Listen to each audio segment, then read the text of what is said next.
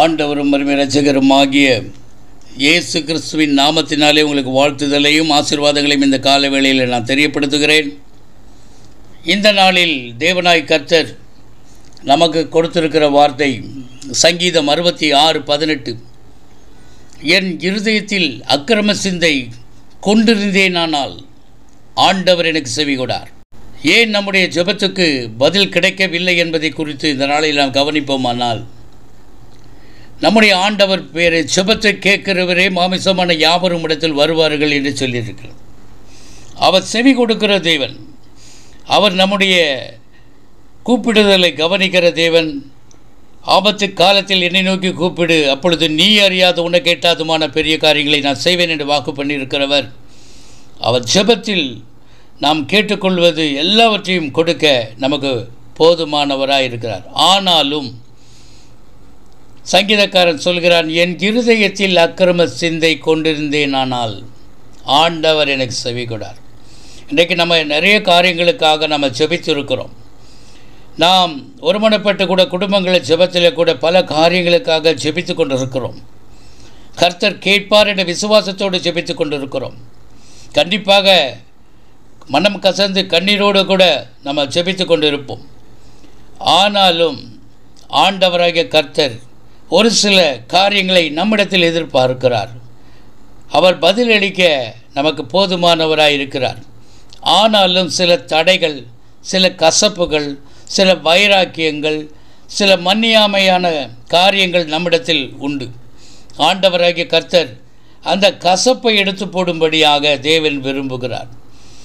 இன்றைக்கு நாம் யாருடனாவது ஒரு கசப்பான சிந்தை உடையவர்களாய், எண்ணத்தை கொண்டவர்களாய், நம்ம இருதயத்தில் ஒரு கசப்பான காரியங்கள், எண்ணங்கள் நம்மிடத்தில் இருக்குமானால் இந்த நாளிலே கூட அந்த கசப்பை எடுத்து போடும்படியாக நாம் அந்த நபரோட அந்த நாம் யார் மேலே கோபம் கொண்டு இருக்கிறோமோ, ஒரு வைராக்கியம் கொண்டு இருக்கிறோமோ, அதை கர்த்தர் களைத்து போட விரும்புகிறார்.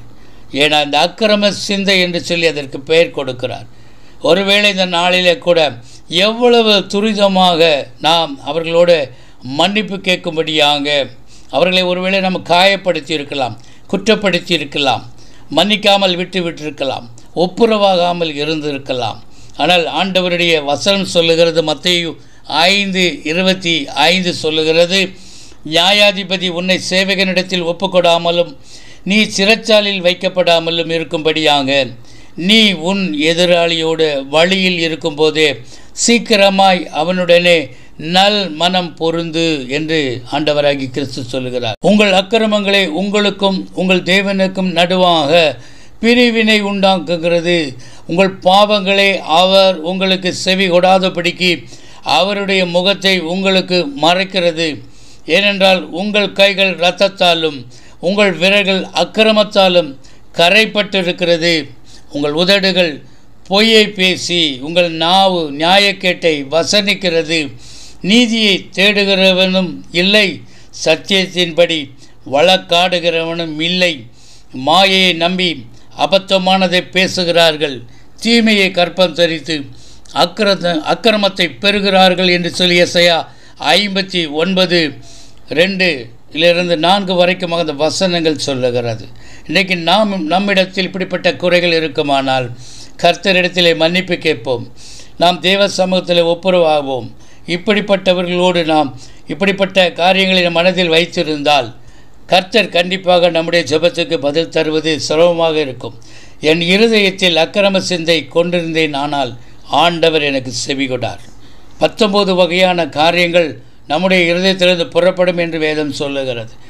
அதனால் இந்த நாளிலே கூட தேவன் நம் ஜெபத்துக்கு பதில் கிடைக்க நம்மை நாமே சுத்திகரிப்போம். கர்த்தருடைய ஆவியானவர் துணை கொண்டு நமக்கு அவர் பலன் தருவாராக. நம் இருதயத்தை தேவ சமூகத்தில் ஒப்பு கொடுப்போம். இருதயத்தில் பரிசுத்தமுடையவர்கள் தேவனை தரிசிப்பார்கள் என்று சொல்லியிருக்கிறது.